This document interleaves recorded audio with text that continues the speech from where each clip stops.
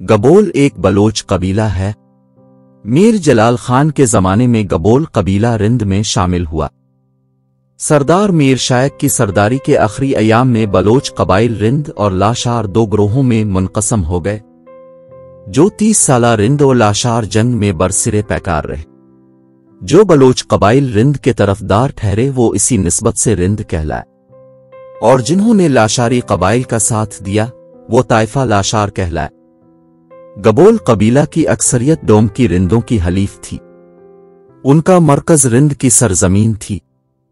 کیر تراہی گبول ہوں کے ہاں ملنے والی ایک مشہور بلوچی روایت گبول بچ دیزک کے پیش نظر لفظ گبول کے معنی قلعہ کماندار کے ہوتے ہیں۔ گبول ایک قدیم رزم نامی قبیلہ رہا ہے، جس کی گزشتہ 3000 سالہ تاریخ سے سینکڑوں مثالیں لی جا سکتی ہیں۔ لہذا قرین قیاس ہے کہ مذکورہ بلوچی روایت القابی ہے نہ کہ نسبی۔ اب لفظ گبول کی ابتدا پر اگر غور کریں تو یہ حارامی الاصل ہے۔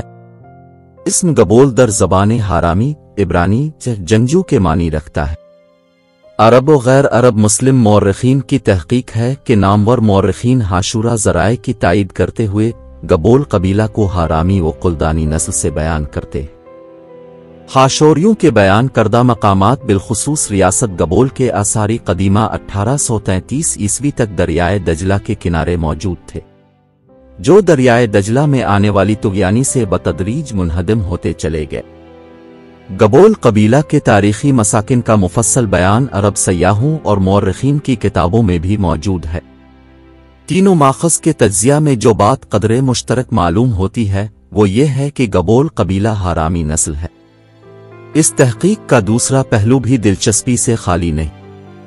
بلوچ قوم کی تاریخ میں اکثر یہ کہا گیا ہے کہ وہ حارامی، قلدانی، کوشدانی یا کوشانی نسل سے تعلق رکھتے ہیں۔ کرد اور بلوچ ایک نسل سے تعلق رکھتے ہیں، جیسا کہ فردوسی اور ابن حقل کا بھی یہی دعویٰ ہے۔ بلوچوں کا پہلا مسکن حلب میں واقع وادی البلوس تھا۔ مولانا عبدالصمد سربازی اپنی کتاب بلوچ و بلوچستان، جس کا ترجمہ محمد سلیم آزاد نے کیا ہے، وہ لکھتے ہیں کہ وادی البلوس کا وقوع حلب اور الرقہ کا درمیانی علاقہ بتاتے ہیں۔ وادی البلوس کی بیان کردہ حدود میں گبول قبیلہ روستائی گبول میں زمانہ قبل مسیح سے موجود ہے۔ شام کے اس خطے کے گبول بدوی قبائل میں شمار ہوتے ہیں۔ جو گروہ بین النارین اور ترکی کی جانب نکل گئے وہ کرد قبیلے میں شامل ہیں، اور جو ایران کی حدود میں جا پہنچے وہ بلوچ شمار ہوتے ہیں۔ در حقیقت یہ بلوچ قوم کی تشکیل کے مراحل ہیں۔ کرد و بلوچ دراصل عرب کے بادیہ نشین قبائل ہیں، جنہیں کبھی آرمی، قلدانی، کوشانی تو کبھی کرد اکوچ و بلوچ کہا گیا ہے۔ آثاری قدیمہ حاشوریہ میں ویسے تو 40 کے قریب حارامی و قلدانی قبائل کا تفصیلی تذکرہ کیا گیا ہے، مگر 4 قبائل ایسے ہیں جن کا بیان شہنشاہان حاشوریہ کی دستاویزات میں بھی بکثرت ملتا ہے، اور فی زمانہ بھی وہ کردستان کے ریاست میں موجود ہیں، جن کا تعلق ترکی، عراق، ایران، شام سے ہے۔ وہ اہم قبائل گبول، بگٹی، کلمتی یا کرمتی اور مری ہیں۔ حاشوروہ کے بیان کردہ کم و بیش ان 40 حارامی قبائل کی فہرست میں سے اہم ترین اور کثیر تعداد میں قبائل گبول اور بگٹی تھے۔ بگٹی قبیلے کی جائے وقوع ریاست گبول کی شمالی سرحد سے ملحق تھی۔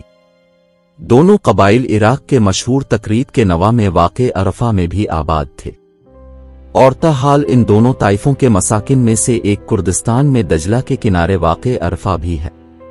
مری قبیلہ جو قبل مسیح میں گلہ بانی کے پیشے سے وابستہ بتایا جاتا ہے، شام کے متحارب پہاڑی قبائل میں شمار کیا جاتا تھا، اور کرمتی قبیلہ کے مساکن دریائے دجلہ کی وادیوں اور شام کے شہر الرقہ میں تھے۔ عرب و غیر عرب مسلم مورخین نے اپنی تصنیفات میں گبول قبیلہ کو تفصیل سے بیان کیا ہے۔ ان کی تحقیقات مشاہدات پر مبنی ہے، جبکہ مغربی مورخین نے آثاری قدیمہ کی کھدائی سے ملنے والی دستاویزات سے استفادہ کیا۔ سب سے اہم بات یہ ہے کہ دونوں فریق اس بات پر متفق ہیں کہ گبول قبیلہ عرب کے بادیہ نشین حرامی و قلدانی گروہ سے تعلق رکھتا ہے۔ ان کا اولین تذکرہ 12ویں صدی قبل از مسیح سے شروع ہوتا ہے۔ آثاری قدیمہ سے دستیاب ہونے والی تختیاں ان کی بہادری اور جراحت مندی کی داستان بیان کرتی ہیں۔